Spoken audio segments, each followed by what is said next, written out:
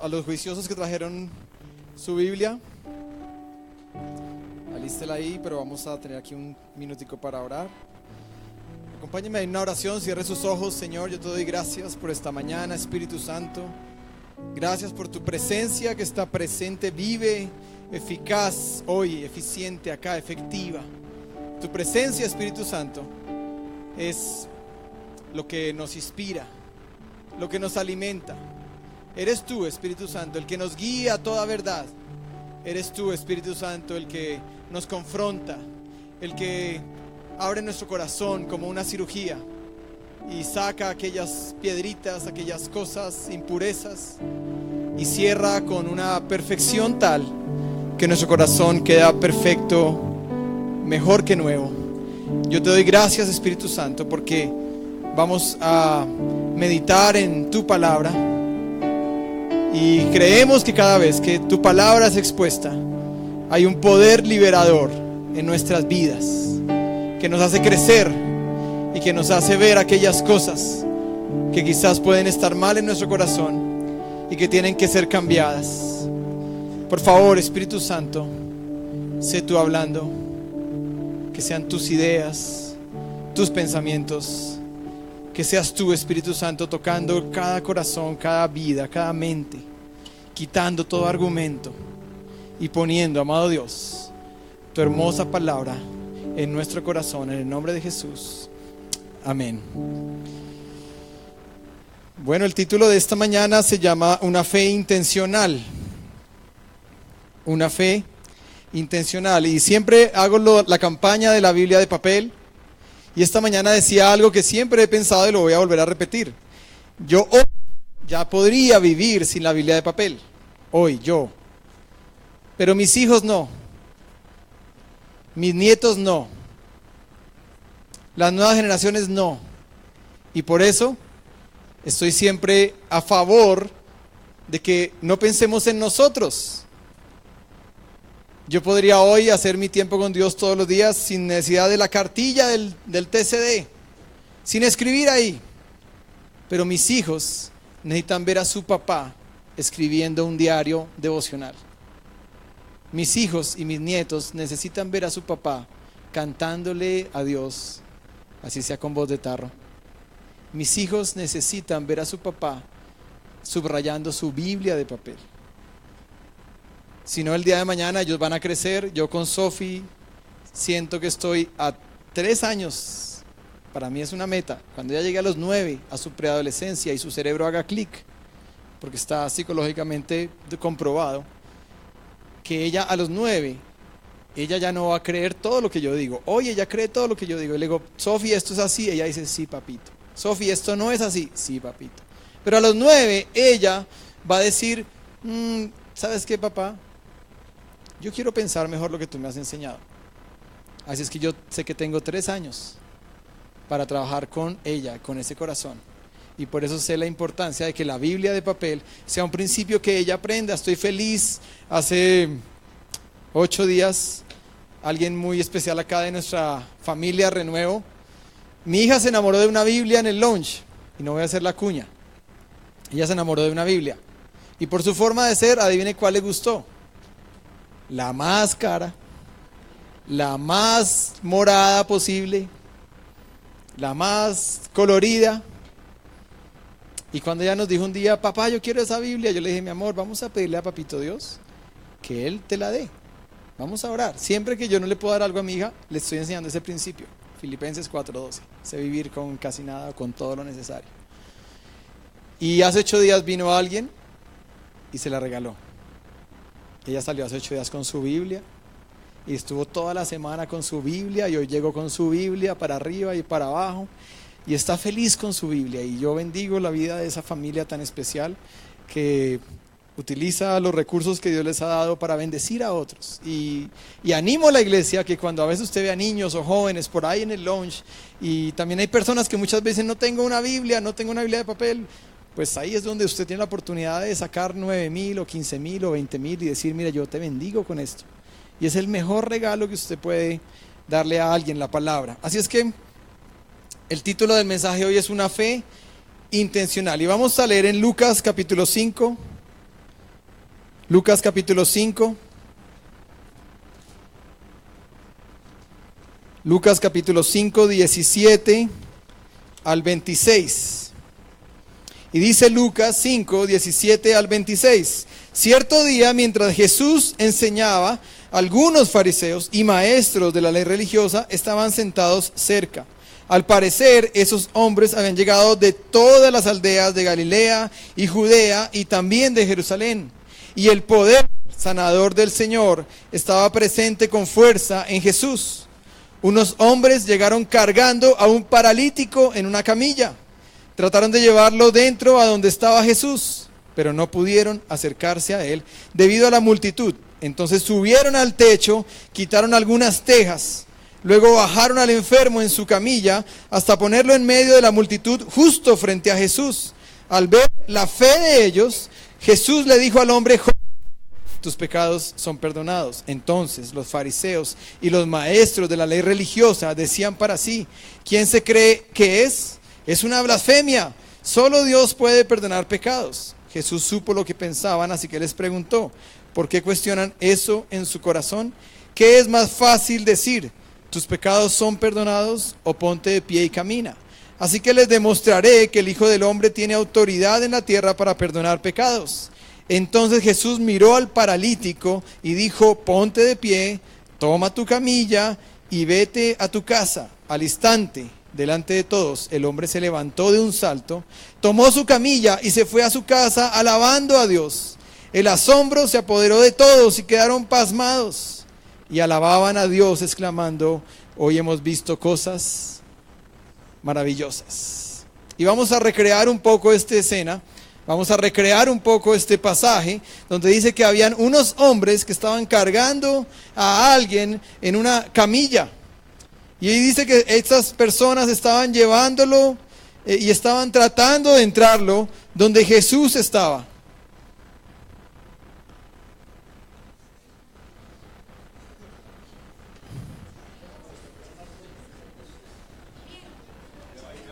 Ahí va.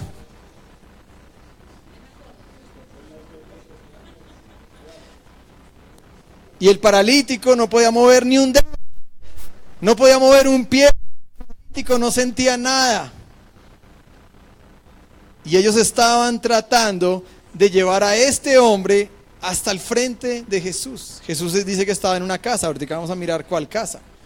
Pero esos 4 hombres, esos 4 muchachos valientes, estaban haciendo la tarea.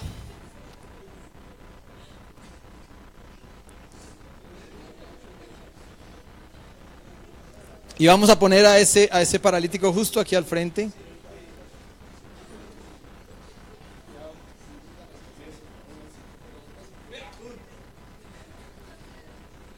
Muy bien, quietos ahí.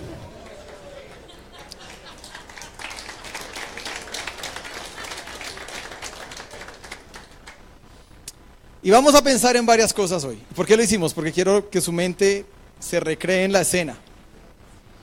Y voy a pedirle al que se considere el más fuerte de estos 4 que hagan algo.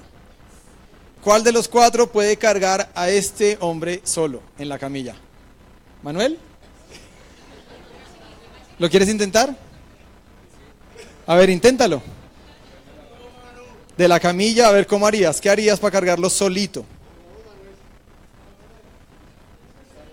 Él está desgonzado, él no siente nada, sus brazos no se mueven. Si lo dejas...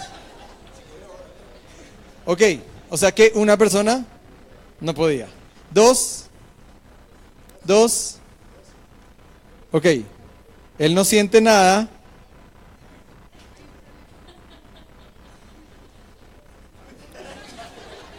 Bueno, esta mañana lo que pasó fue que se cayó.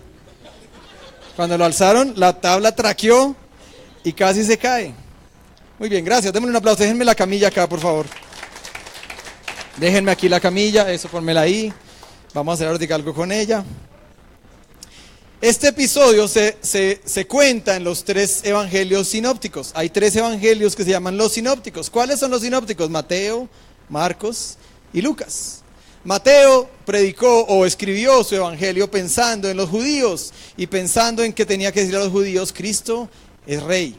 él no habló de un Cristo Mesías, él habló de un Cristo Rey, porque Mateo tenía un énfasis con los judíos. Marcos es aquel joven que está por allá en la última noche cuando a Jesús lo apresan, y dicen que un joven salió corriendo de miedo y huyó, y tenía unas sábanas que lo cubrían y dice que se fue desnudo. Ese era Juan Marcos, que después es discipulado por Pablo en un principio, y Bernabé lo discipula y llega a ser Juan Marcos, el que escribió el Evangelio de Marcos. Y Lucas, que Lucas era un médico, el mejor amigo de Pablo, el único que está por allá cuando todos los amigos de Pablo se habían ido, y Pablo dice, solo Lucas está conmigo, dice por allá en Filipenses, creo que es, o Colosenses, y dice Pablo, solo Lucas está conmigo. Es Lucas el del Evangelio, el gran amigo de Pablo, un médico, una persona experimentada. Y este pasaje usted también lo va a encontrar en Mateo 9 y en Marcos 2, si usted quisiera anotar y después mirar. Hay muchos detalles que Mateo dice, hay muchos detalles que Marcos dice. Yo voy a resumir algunos de los más importantes de lo que leímos. Dice que cierto día mientras Jesús enseñaba, y voy a parar ahí en esa primera parte, si me dejas ahí el primer versículo. Cierto día mientras Jesús enseñaba. ¿Y dónde estaba Jesús? Lucas no dice dónde estaba Jesús, pero Mateo y Marcos sí dicen, estaba en Capernaum. ¿Qué es Capernaum? Era una ciudad pesquera al norte, lejos de Jerusalén, donde Jesús desarrolló 1 año y medio de ministerio. Jesús nació en Belén, abajo al sur. Pero Jesús se fue de Belén porque no hay profeta en su propia tierra, y él se fue y hizo todo su ministerio. Realmente los milagros fuertes que Jesús hizo fue al norte, en Galilea.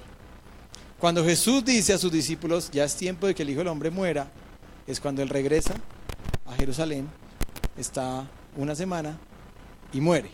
Esa es rápidamente la historia de Jesús. Pero dice que cierto día Jesús estaba en Capernaum. Y interesante que ahí dice entre versículos, dice que estaban todos los fariseos, algunos fariseos y maestros de la ley religiosa. ¿Quiénes eran los maestros de la ley religiosa? Eran los doctores de la ley en ese momento, los experimentados, los que sabían perfectamente el Torá, o sea, todo lo que estaba en la ley de Moisés. En esa época, algunos no saben esto, pero lo voy a decir, en esa época el Antiguo Testamento ya estaba escrito y ya se conocía. Todo el Antiguo Testamento estaba escrito. A veces pensamos que no, pero Jesús tuvo acceso a todos los profetas, así como usted y yo, a Isaías, a Daniel, a Ezequiel, a todos esos. Y dice que los doctores de la ley estaban ahí. Ahora, interesante que dice de dónde venían esos doctores de la ley. Dice entre paréntesis, al parecer esos hombres habían llegado de todas las aldeas de Galilea, Judea y también de Jerusalén. Un punto interesante. ¿Cuántos kilómetros había de Jerusalén a Capernaum? 194.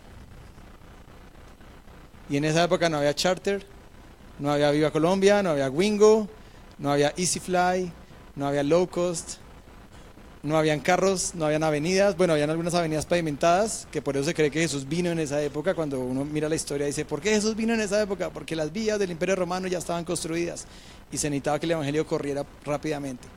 Pero en esa época habían vías, pero eran vías de camello. ¿Cuánto se demora una persona en camello en recorrer 194 kilómetros? Eso es Bogotá y Ibagué, en camello. Pero los doctores de la ley habían ido para escuchar en una casa sencilla y humilde, porque no era una sinagoga donde Jesús estaba, a un hombre que enseñaba. Ese es un dato que ahorita lo vamos a mirar. ¿Qué más dice ahí? Luego en el versículo, en este mismo versículo dice, y el poder sanador del Señor estaba presente con fuerza en Jesús. ¿Cuál Señor? Jesús. Porque dice, y el poder sanador del Señor estaba presente con fuerza en Jesús. Entonces, el poder, esa palabra poder en el griego es dinamis. Dinamis es la misma palabra que se usa en Hechos 1:8 cuando dice, y recibiréis dinamis cuando haya venido sobre vosotros, ¿quién? El Espíritu Santo. O sea que ahí estamos hablando de una tercera persona de la Trinidad. No era Dios Padre. El poder sanador que dice el pasaje que estaba con fuerza presente en Jesús era el poder del Espíritu Santo. Ese era el poder que estaba presente. Y quiero decir algo acá muy importante. Ahorita vamos a mirar unos textos. Nos vamos a quedar toda la prédica en ese texto, no se va a mover de ahí. Así yo diga otro versículo, usted solamente escriba la cita, después lo estudia, qué es en ese texto. Pero el poder del Espíritu Santo es lo que transforma una vida.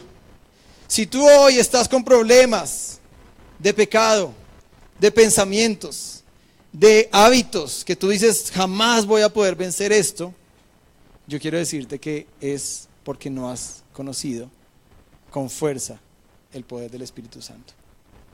Y quiero desafiarte hoy.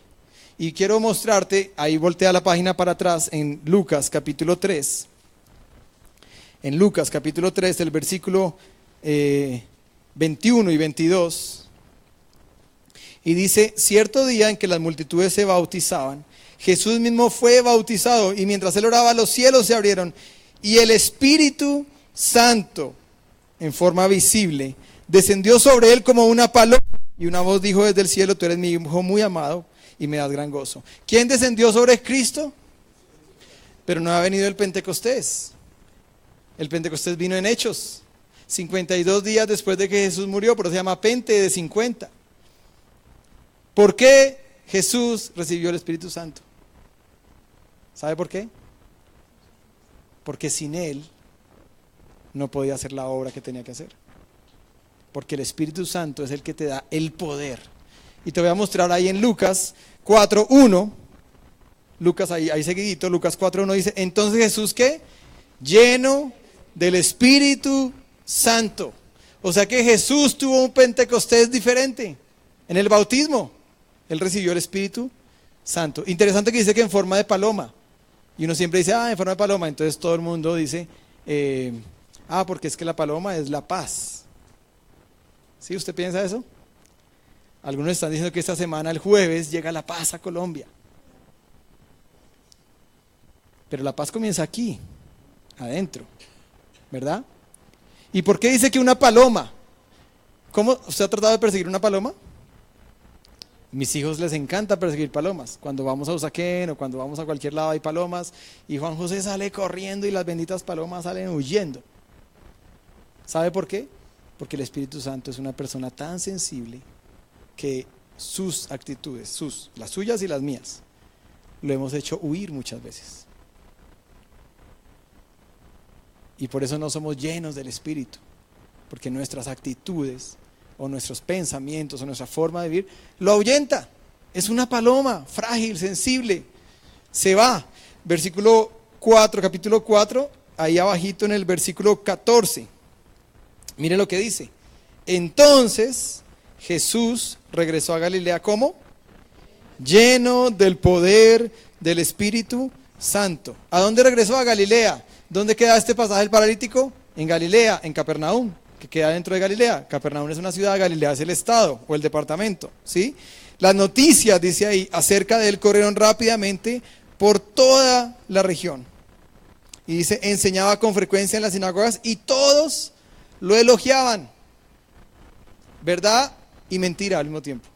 Lo elogiaron al principio, hasta que un día él se paró en una sinagoga y dijo, esta palabra de Isaías se ha cumplido, y dice que se pusieron furiosos y quisieron botarlo por un peñasco. Y Jesús no volvió a enseñar fácilmente en las sinagogas.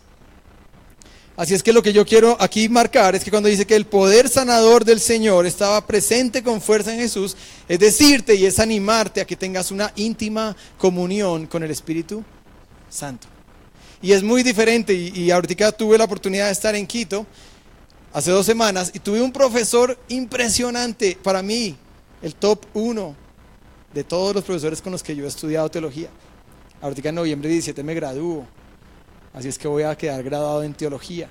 Pero este profesor tiene 2 años menos que yo y tiene lo mismo que yo estoy terminando, que son 45 materias básicas de teología, y tiene 3 licenciaturas, 2 maestrías y un doctorado, y tiene 2 años menos que yo. Es un argentino que vive en Brasil, pastorea una iglesia del Nazareno hace 13 años y hace 15 años está en Brasil. Y este hombre me dijo en una clase, es muy diferente vivir en comunión con Dios que caminar en intimidad con el Espíritu Santo. Y yo, ¿qué? No, venga, explíqueme. Y entonces me mostró en Génesis capítulo 6, no lo vamos a leer hoy, está Enoc. Y dice que Enoc caminaba en íntima comunión. Es muy diferente que tú vivas una vida cristiana promedio, donde tú vienes y pides perdón y sales y sigues tu vida tal vez haciendo muchas cosas y vuelves y así pasan años y años. Es muy diferente vivir en comunión y es muy diferente vivir en intimidad.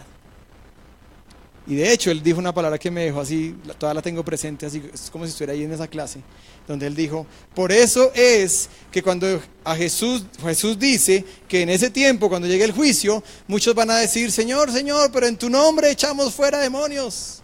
Y Jesús dice, apartados de mí, no los conozco. Y él tradujo la palabra conozco y dijo, conocer en la Biblia es tener intimidad con una mujer. Cuando dice, y José conoció a su mujer.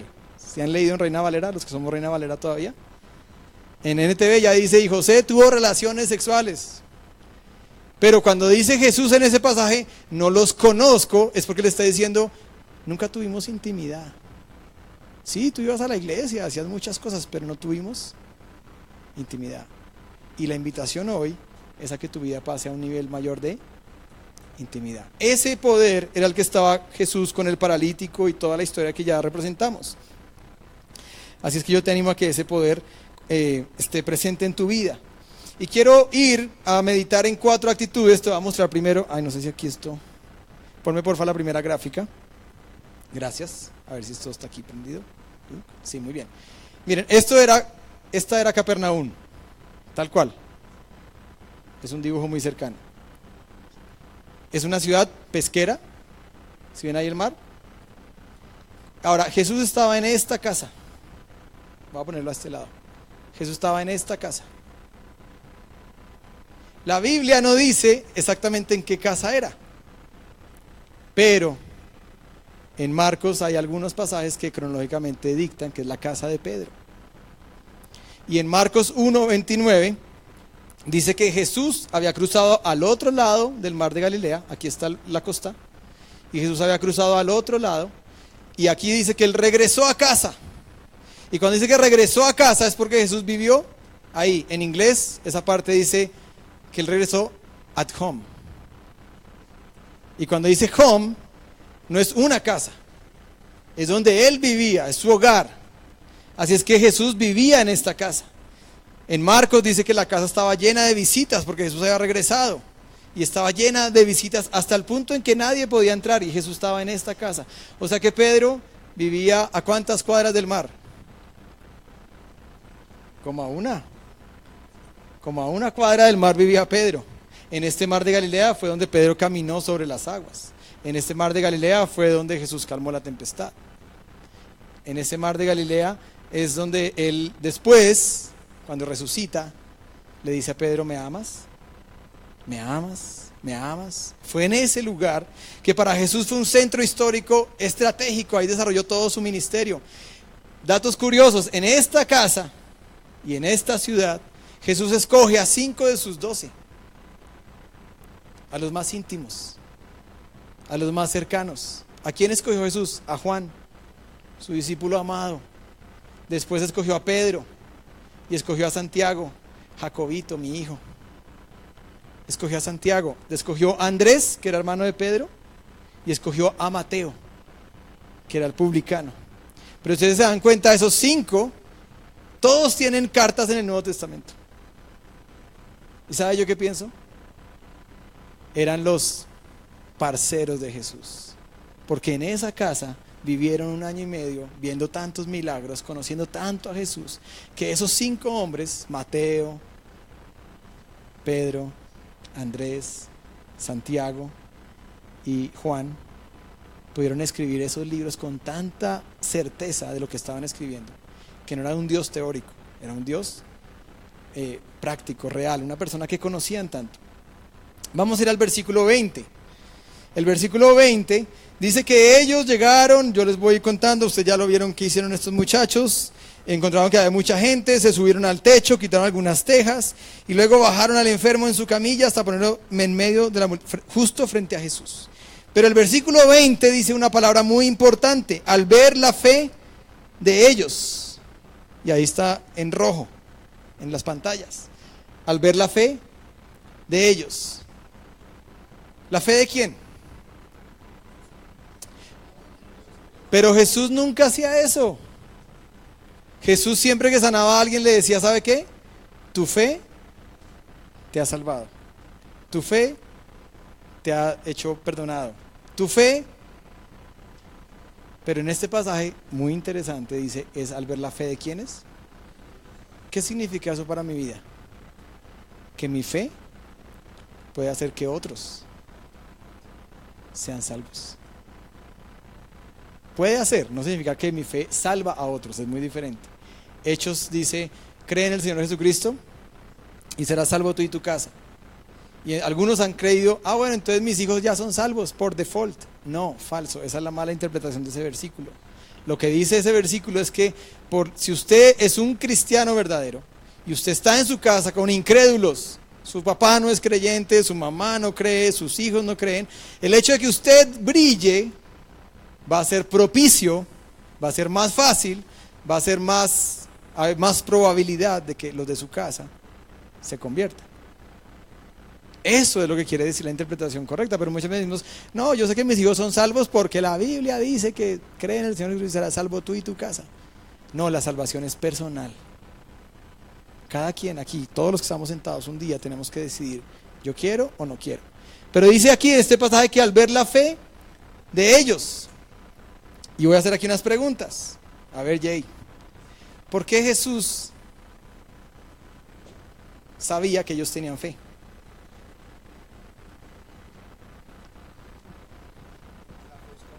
La fe es como la moneda en el cielo, es lo que agrada, es lo que permite que puedas adquirir. A Jesús le agradó eso. Ok, ¿por qué Jesús sabía, Alexander? ¿Por qué Jesús sabía que esos muchachos 4 tenían fe? Porque se esmeraron, buscaron la forma de estar cerca de Jesús para que lo salvaran, para que lo ayudaran.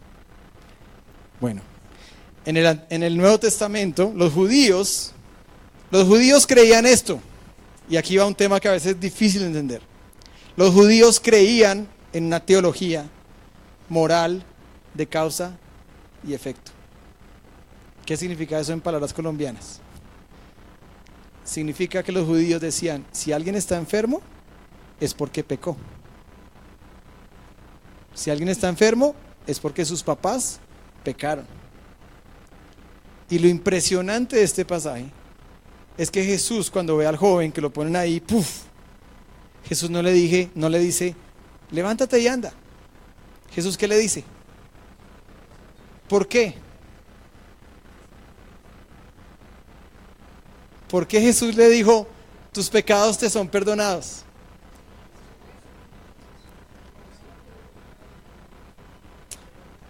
Juan, capítulo 5, no lo vamos a leer, versículo 15 al 17, dice que Jesús sanó un cojo, un día, sanó un cojo, y que le dijo, ve y preséntate al sacerdote, y que el cojo fue, y de hecho los fariseos lo interrogaron y le dijeron que quién lo había sanado, y el cojo terminó diciéndole, fue Jesús, o sea, lo delató. Y Jesús se encuentra con ese cojo ya sano, en el templo, unos días después de su sanidad, y Jesús le dice estas palabras, deja de pecar o te puede pasar algo peor. O sea que Jesús creía en eso. Y ahí entran los problemas difíciles de nuestra teología. Porque si usted se va a la vida de Job, Job es el libro que rompe ese pensamiento de causa y efecto. Porque Job no hizo nada malo, pero se enfermó. Y su mujer le dijo, tan querida su mujer, Dios, líbrame de esa mujer. Maldice a Dios y muérete, le dijo la mujer a Job. Porque aún las palabras de nuestras esposas y esposos tenemos que saberlas filtrar por el camino del Señor. Pero la teología de causa y efecto, lo que voy a concluir para no irme en ese tema es, a veces funciona y a veces no funciona. No siempre. Pero Jesús sabía que los fariseos y los doctores estaban aquí en un estrado, mirando lo que él iba a hacer. Y Jesús le dijo a este hombre, tus pecados te son perdonados. Ahora, ¿Jesús sabía lo que iba a pasar? Sí, porque dice que él vio sus pensamientos y dice que ellos comenzaron aquí a murmurar y decir, ¿quién se cree este que perdona pecados? Y Jesús saca del sombrero, me encanta que Jesús era tan pilo y tan apologético, que le dice a ellos, ¿qué es más fácil decirle a este hombre? Tus pecados te son perdonados, entre paréntesis, y por consecuencia se va a poder parar de esa camilla, porque si ustedes creen que él tenía pecado y ya no tiene pecado, entonces ya no tiene por qué estar postrado en una camilla. Cierro paréntesis. O levántate y anda. ¿Usted qué cree que pensaron los fariseos?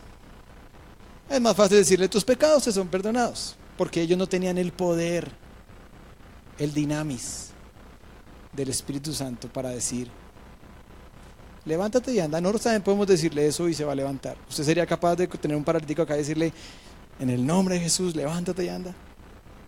Uy, depende de qué tanto poder usted ha tenido, qué tanta intimidad con Dios. Pero cuando Jesús les dice esa palabra, les rompe sus argumentos mentales. Porque ellos ¿qué podían contestar? Y por eso Jesús les dijo, hoy ustedes, maestros religiosos de la época, van a entender que el Hijo del Hombre, que fue la primera vez que usó esa palabra, pero es una palabra que está en Daniel capítulo 7, donde dice que el Hijo del Hombre vendrá y será el Mesías, etcétera, etcétera. Dijo, ustedes van a entender hoy que el Hijo del Hombre tiene poder y autoridad aún para perdonar pecados. Y entonces, punto seguido, dice que miró al paralítico y le dijo, a ti te digo, joven, toma tu camilla, levántate y anda. Y si él se levantó y andó, entonces, ya tenía, para ellos, ¿seguía en pecado? Se levantó, ya no estaba enfermo, entonces sus pecados, ¿qué había pasado? Habían sido perdonados. Conclusión, Jesús les dio una lección a estos pobres doctores de la ley. Y lo que yo pienso en eso es, muchas veces somos tan religiosos. Yo estaba predicando en Carcelén, que es una iglesia nazarena que queda a 2 cuadras del seminario hace 15 días en Quito. Y yo estaba predicando y hasta que me bajé de predicar fue que vino el pastor y me dijo, te presento al que va a ser tu profesor en las clases de la mañana y de la tarde esta semana. Y él estaba aquí en primera fila. Y yo, bueno, mucho gusto. Y él el lunes cogió mi prédica y me dijo, todo muy bien, solo te voy a dar 3 o 4 feedbacks. Y fueron impresionantes los feedbacks. Fueron impresionantes. Ahorita que les voy a compartir uno de esos. Otros no, otros los haría en privado. Pero lo que quiero pensar es que estos muchachos tuvieron 4 actitudes. Estos muchachos tuvieron 4 actitudes. Y esto es lo que quiero, ahí vamos a estar en los últimos 14 minutos que me quedan. Y tuvieron 4 actitudes para que esa fe que ellos tuvieron se volviera una realidad en ese paralítico. Primera actitud. Primera actitud. Primera actitud. Primera actitud.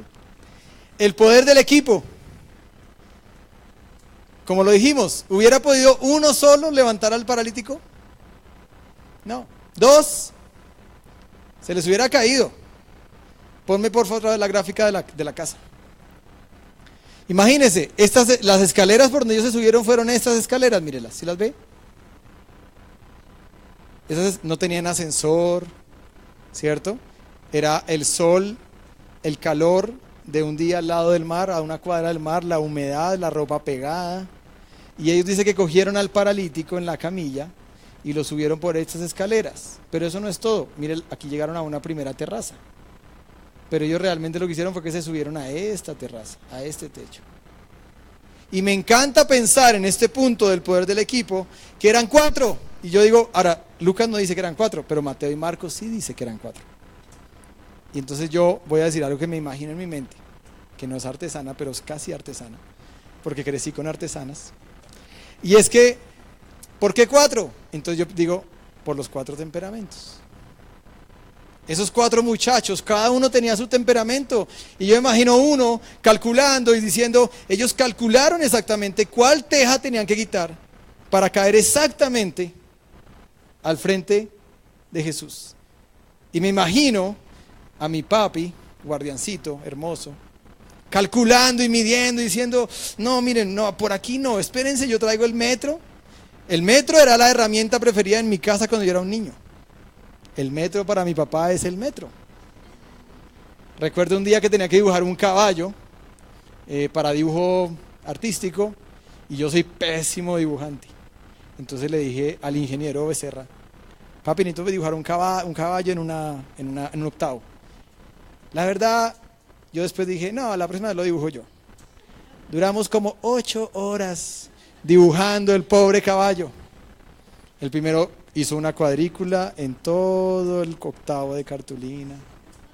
Lo dividió en cuadritos chiquitos, después cogió la revista, sacó el caballo, también le hizo cuadritos a la revista y después comenzó a hacer el caballo y de pronto íbamos a la mitad, no, está mal, borremos. Uy, no. Y yo con ganas de ir a ver Mazinger Z o las de mi época, Los Magníficos. Y me imagino a los jóvenes en este techo, o me imagino al creativo diciendo, ay, mire, eso no se enrede tanto, eso, láncelo por ahí que eso cae. Ponme la otra gráfica, ¿no? Ponme la otra gráfica. Y ahí está la otra gráfica que puse ahí, ¿no? Y ahí está el techo, mírelo, está el hueco y están los 4. ¿Y cómo lo bajaron? Con cuerdas, obvio. ¿Cómo más lo iban a bajar? Lo iban a tirar desde arriba, ¡pum! Caída libre, ¡pa! Y yo me imagino qué hubiera pasado si cada esquina de esas cuerdas no hubiera estado equilibrada. Se les cae. Entonces cuando uno recrea la historia, así como decía el domingo pasado Alex San Pedro, este Jesús a veces no es tan chévere, ¿no? Porque es el Jesús bonito, guapo, con la barba perfectamente cuadrada, ¿cierto? Todo, ¿no? Y aquí están los fariseos siempre con su gorro y sus cosas, los doctores de la ley viendo lo que estaba pasando, y ahí está el enfermo, ¿no? Que pues tengo más cara de enfermo yo que él, pero sí, tengo más cara de paralítico yo que él. Pero este punto es el poder del equipo. Y lo que yo quiero hablarles acá es que si usted quiere llevar gente a Cristo, que es lo que estamos hablando hoy, de llevar personas a Cristo, gente que está en su camilla tirada porque no es capaz de ir a donde Cristo, porque está lejos o porque está muerta o porque está insensible, y aún muchas veces yo he estado en iglesia y he estado así igual, y yo me he sentido como un paralítico. Recuerdo cuando yo tocaba la batería en Modelia y yo apagaba el cigarrillo 2 cuadras antes de irme a tocar la batería. Y me metía un chicle en la boca, iba y me sentaba en la batería a tocar. Y recuerdo que tenía otro amigo baterista que cuando pasaban la Santa Cena como hoy, y yo estaba medianamente tratando de entender el simbolismo de la Santa Cena, y mi amigo que estaba mal con Dios, pero era el otro baterista, me decía en el oído, salucita. Y yo decía, uy, no.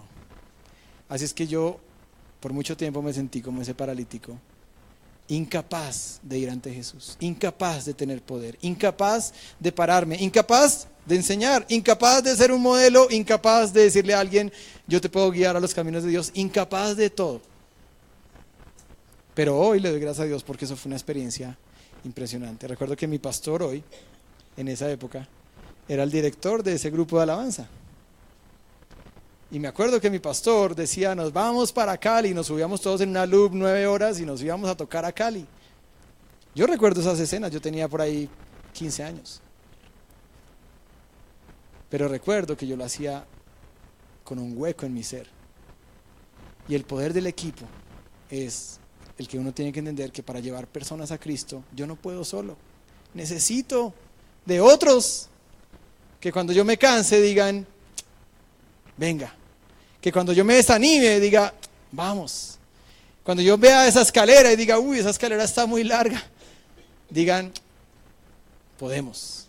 Aquí hay un vaso de agua, toma y seguimos, ¿no? Entonces, ese es el poder del equipo. Otra actitud que tuvieron. Aplicación de este punto. ¿Quién es tu equipo? ¿Tienes un equipo? Yo sí tengo un equipo, son el de las 14 estrellas, no mentiras. Yo tengo un equipo. ¿Pero tienes tú un equipo? ¿O tú simplemente dices, no, yo estoy solo en este mundo?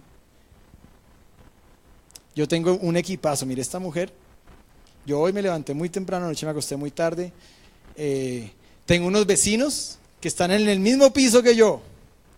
Y creo que están ahorita escuchándome ahí por la cámara. Y esos vecinos, yo anoche estaba a las 11:30 en mi computador con la luz prendida, meditando en la palabra. Y de pronto me llegó un WhatsApp y me dice, querido hermano en Cristo, soy su vecino. Me imagino que está meditando en la prédica de mañana. Y yo le contesté, sí, tienes razón. Pero esta mañana, esta mujer, yo me levanté, me vine muy temprano, me bañé yo solito me bañé, gracias a Dios. Ella no me bañó. Yo digo que me bañé solito porque hace como 6 años yo no sé qué es bañarse solo.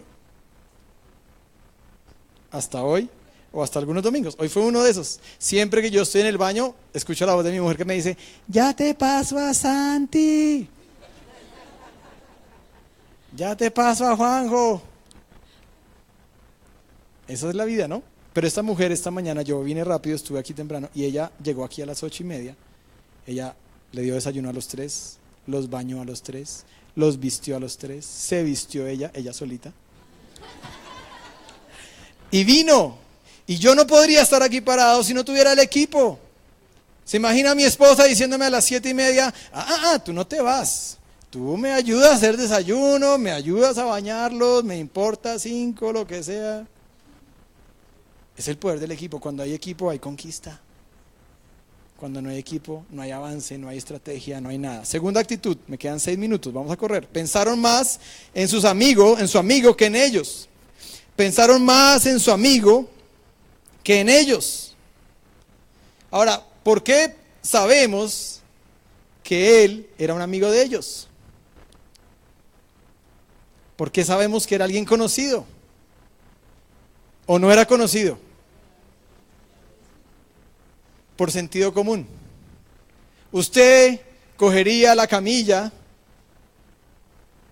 y trataría de entrar a una casa y subir una escalera y subirse a un tejado arriesgando todo. En esa época cuando uno tocaba a un enfermo quedaba impuro, ceremonialmente impuro hasta la noche, tenía que purificarse, hacer un rito, una cantidad de cosas que los judíos tenían en esa época que todavía tienen hoy. Esos hombres lo que hicieron fue arriesgarse porque lo amaban y no pensaron y no dijeron esto: este que está enfermo es un pecador, porque eso es lo que todo el mundo pensaba en esa época. ¿Quién sabe qué habrá hecho él o su papá? Y merece que esté en esa camilla de por vida. No, ellos lo amaron y lo alzaron y lo cargaron. Y si nuestra motivación no es amar a la gente que hoy no está acá, estamos out de entender lo que se trata el cristianismo. Hacer evangelismo no es un programa de la iglesia, no es un suceso, no es una actividad. Vamos a ir a hacer evangelismo al parque. ¿Sabe qué es evangelismo? Evangelismo es un estilo de vida. Y es amar a la comunidad. ¿Por qué Dios planta iglesias en lugares específicos? ¿Por qué cree que Dios plantó esta iglesia acá? Porque la comunidad necesita que esta iglesia esté aquí plantada. Porque hay perdidos. Hay gente que está yendo al infierno. Le doy más datos teológicos. En el infierno las personas van a tener cuerpo, alma y espíritu. Van a tener un cuerpo glorificado que nunca va a morir. Y dice la Biblia que mucha gente va a querer morir, pero su cuerpo es el cuerpo de Superman. Y su alma, donde está su mente, la persona se va a acordar de todo lo que vivió en la vida. No es que usted se muere y se le borró el cassette. Eso no va a pasar. Y sus amigos van a decir: oiga, pero yo tenía un vecino que nunca me compartió. Un amigo que sabía que iba a una iglesia y nunca me insistió.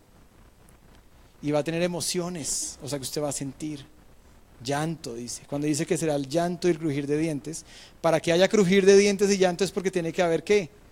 Emociones. Así es que el infierno es un lugar terrible.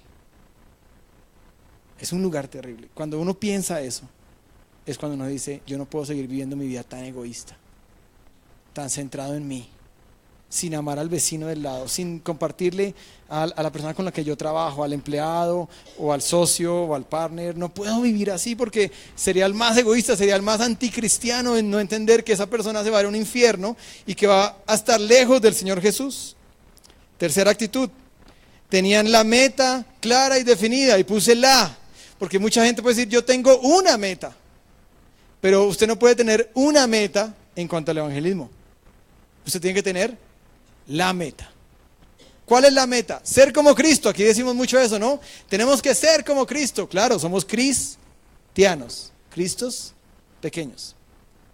Y si yo quiero ser como Cristo, entonces ¿cuál fue la meta de Cristo?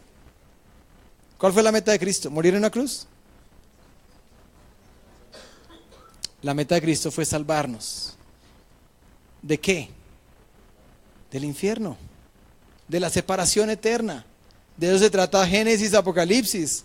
Génesis, el hombre falla; Apocalipsis, el hombre restaurado. Hay un juicio, unos entran al trono blanco y tienen sus coronas y otros se van al infierno. De eso se trata la Biblia, del plan de Dios de redención para el hombre. Entonces aquí no se trata de que usted dice, voy a intentar compartirle a alguien del Señor, porque no puede ser una meta en su proyecto de vida, tiene que ser la meta de su vida.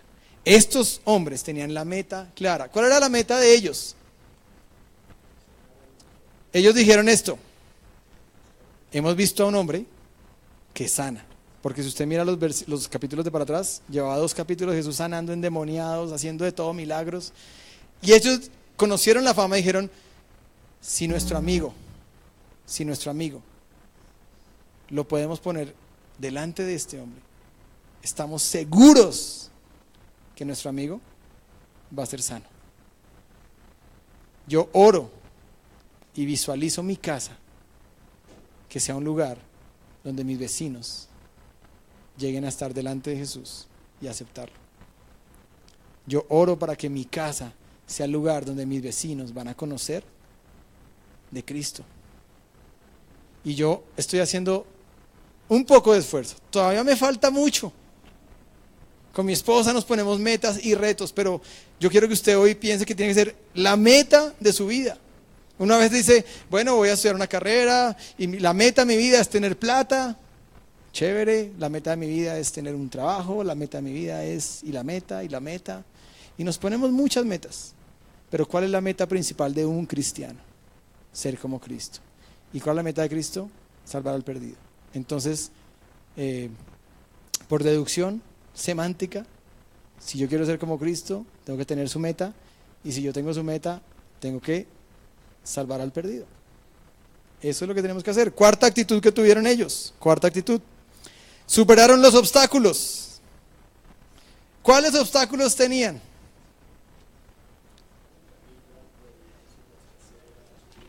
La cantidad de gente que estaba ahí en la casa. Dice que ellos llegaron y ni siquiera pudieron entrar. Y yo a veces me pongo a pensar que tal vez un temperamento hubiera dicho, ¡ay, qué embarrada! Tocó otro día, Pepito. Pero me imagino a los otros 3 diciendo, no, vamos a hacerlo. Y me imagino a otro temperamento inquisitivo diciendo, voy a darle una vueltica a la casa a ver qué encuentro por ahí. Y ahí por ahí fue que encontró una escalera. Imagino viniendo y diciéndole, hey, venga, subámoslo por acá. Pero ellos superaron todos los obstáculos. ¿Qué hicieron? Fueron osados, fueron creativos, fueron perseverantes. Si usted quiere que sus vecinos conozcan del Señor, sea creativo, sea osado, sea perseverante. Si usted quiere que ese familiar que nunca ha conocido al Señor conozca, sea creativo, sea osado, sea perseverante. Busque la forma. Ahora, cierro con esto. Usted hoy puede ser el paralítico. Hay 3 personas que pueden estar hoy aquí en esta sala. 1, los que anhelan el poder del Espíritu, el dinamis. 2, el paralítico que se siente postrado hoy en una camilla y decir, yo me siento como ese paralítico incapaz de hacer cualquier cosa. O 3, yo quiero ser como uno de esos muchachos, creativo, osado, que superaron los obstáculos. Conclusión. No hay una fe teórica. Usted me ha escuchado que alguna vez prediqué de la ortodoxia y la ortopraxis. Eso fue lo que el profesor me corrigió. Cuando yo dije ortodoxia y ortopraxis, dije en esa prédica, el lunes él me cogió hacia solas y me dijo, José Luis, espectacular eso que dijiste de la ortodoxia y la ortopraxis. Para los que tal vez no han entendido el término, ortodoxia es la correcta enseñanza de la palabra de Dios. Aquí en esta iglesia tratamos de dar esa correcta enseñanza. Pero si nos quedamos solamente en lo académico, jamás vamos a llegar a la ortopraxis. ¿Qué es la ortopraxis? la correcta práctica de lo aprendido. Pero él me metió un elemento en la mitad y me dijo, la ortopatía. Y yo, ¿qué? ¿Qué cómo? ¿La ortodoncia? Y él me dijo, la ortopatía. Y él me dijo, la ortopatía. Yo le dije, bueno, explícame qué es eso. Me dijo, la ortopatía es que cuando tú le enseñas a un discípulo una cátedra, la ortopatía es el proceso que el discípulo tiene que hacer para interiorizar ese aprendizaje, hacerlo suyo y cambiar los esquemas mentales por otros esquemas mentales y después poderlo llevar a la ortopraxis. Así es que para mí ya hoy es 3 cosas: ortodoxia, ortopatía, ortopraxis. ¿Por qué no hacemos ortopraxis? Porque muchas veces seguramente no tenemos ortopatía.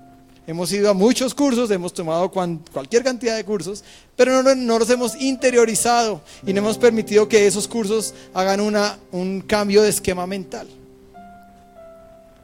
Piaget, un psicólogo, dice que cuando un niño comienza a crecer, su cerebro comienza a formar esquemas mentales. Por eso es que un niño comienza a aprender que cuando le ponen un cajón y le tapan una bola, la bola está ahí, él no la ve, pero él sabe que ahí está la bola porque él la vio cuando la tapó el cajón. Eso es un esquema mental. Y lo que yo le digo en la parte espiritual o cristiana es, si usted tiene tantos esquemas que ha traído a su vida, la única forma es coger esos esquemas y cambiarlos por nuevos esquemas. Ahí es cuando la ortodoxia, a través de la ortopatía, se vuelve una ortopraxis. Lo que yo le quise hablar hoy es de una fe práctica. De una fe práctica. La fe teórica no existe. Dice Santiago, la fe sin obras es muerta. Todo cristiano, y lo voy a decir con mucho amor, todo cristiano que no haga obras de fe, habría que cuestionar si ha entendido de qué se trata el cristianismo.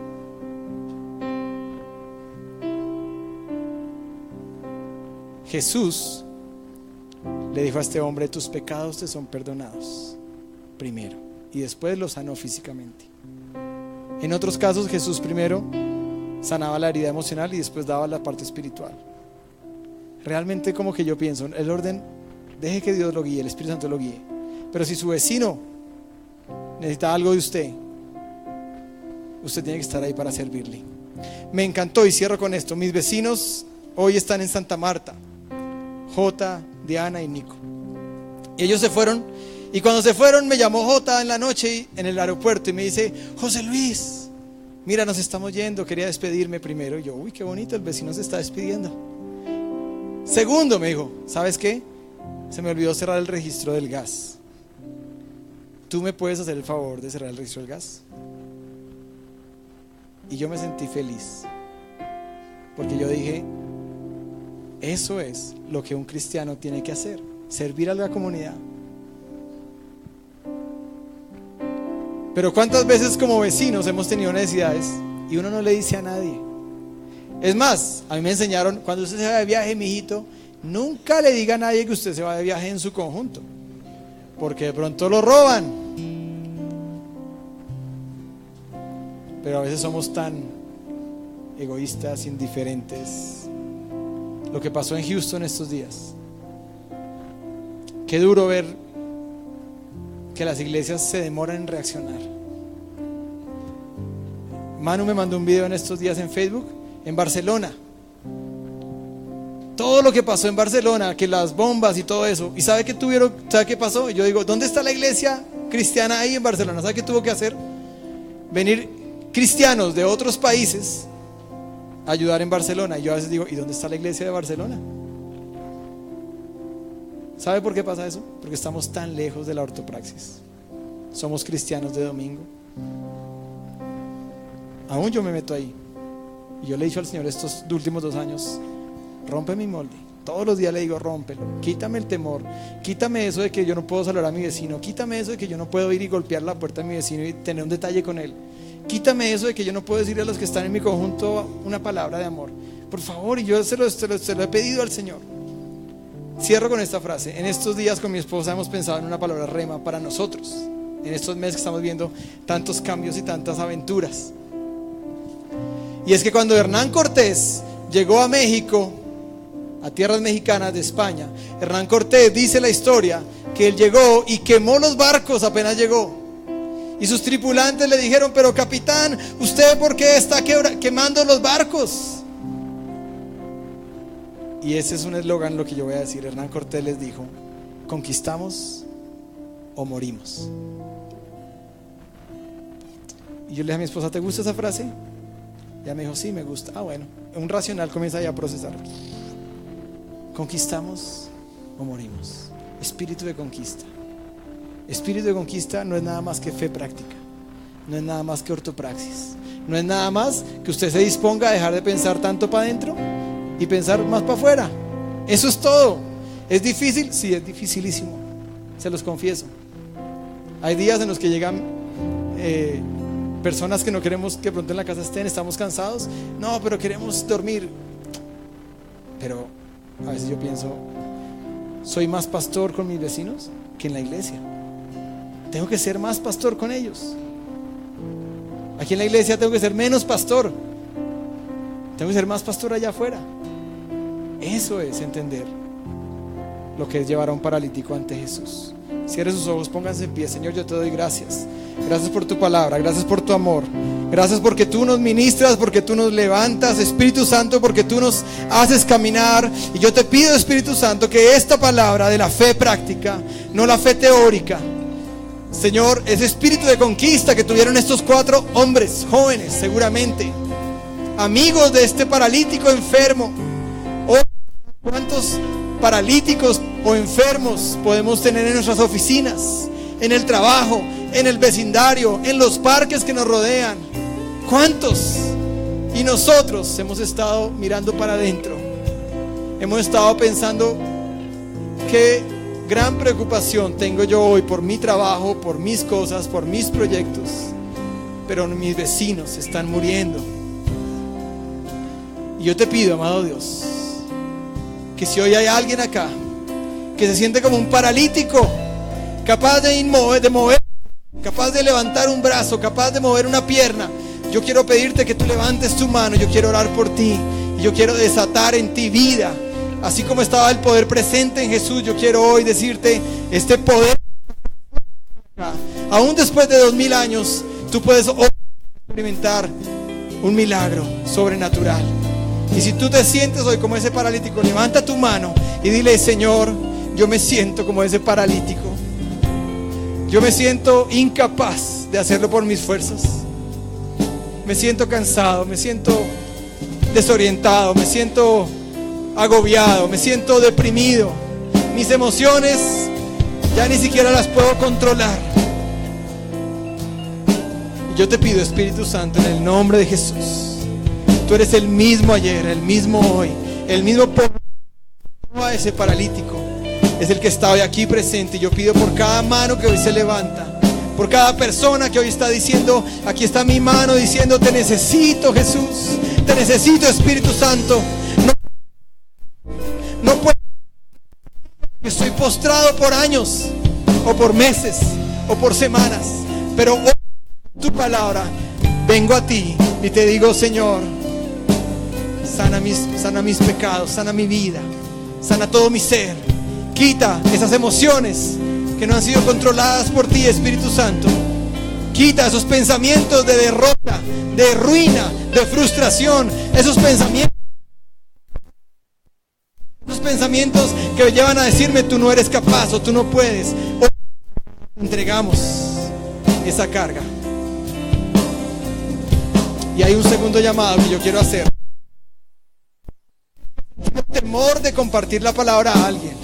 Todo aquel que no ha podido hacer una fe práctica, todo aquel que le cuesta, todo aquel que le cuesta abrir su casa, todo el que le cuesta invitar a sus vecinos, todo el que le cuesta hacer relaciones, aquella persona que no tiene amigos, aquella persona que está solo, aquella persona que quizás por años se ha escudado diciendo: es que yo soy muy reservado, yo soy muy tímido, yo soy una persona diferente. Y si tú eres esa persona, y si tú nunca has hecho el ejercicio de llevar, yo voy a invitarte a que tú hagas una cosa de fe, y es que des un paso aquí adelante, un paso al frente, y digas: Señor, hoy me estás llamando un paso al frente a mi vida, porque yo con una fe teórica. Yo quiero ser un cristiano con una fe práctica. Y te invito a que vengas aquí adelante. El paso al frente es venir aquí al frente. No porque aquí al frente haya más presencia de Dios, no porque aquí al frente pase algo poderoso, no porque aquí al frente le esté rindiendo pleitesía a un hombre o a una organización. Es porque aquí al frente tú le estás diciendo al Señor simbólicamente: Jesús, Espíritu Santo, aquí estoy. Y ya no quiero más esta sequedad, esta de vivir en un conjunto cuando mis vecinos no saben quién soy yo. Pero sí salgo y predico en otras partes, pero en mi casa no soy capaz de hacerlo, porque tal vez no sé cómo. Y yo quiero orar por tu vida, y también todo aquel que sienta que no tiene un corazón de conquista, el que le da temor a hacer cosas agresivas, cosas extraordinarias, cosas exuberantes para el Señor. Todo aquel que siente que no va a poder conquistar en su vida, que se siente derrotado en su vida hoy, también es una oportunidad de venir al frente y decir: hoy yo paso al frente, Señor, yo te doy gracias. Yo quiero que los pastores oren por cada persona que está aquí al frente. Pon tus manos en autoridad, pon tus manos y declara una palabra y di: en el nombre de Jesús, yo pido por esta persona. Y dile: yo oro porque la gracia de Dios puede venir a tu vida. Yo oro, Santo, venga a tu vida para que seas una persona, sino para que seas una persona que camina en intimidad. Es íntima comunión con Dios. Y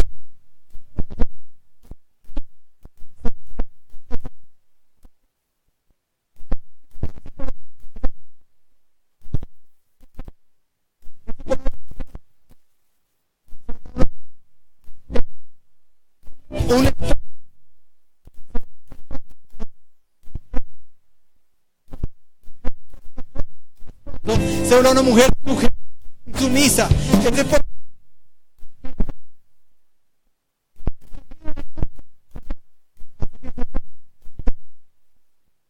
A la santidad, a ser un joven con unos principios diferentes.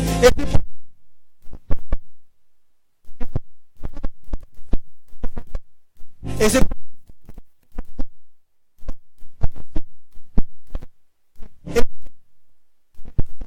que el que nos exhorta,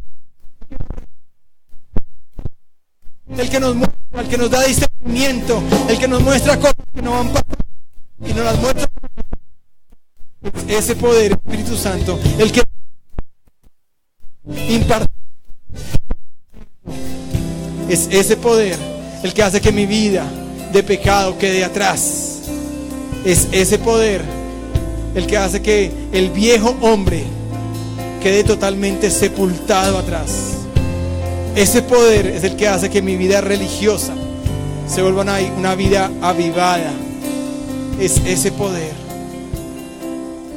Yo te doy muchas gracias. Te doy muchas gracias, Señor amado. Cantémosle al Señor y terminemos con esta canción. Terminemos con esta canción. Y en Jesús fuerte soy, solo Él mi roca es, sobre la tempestad Él es Rey.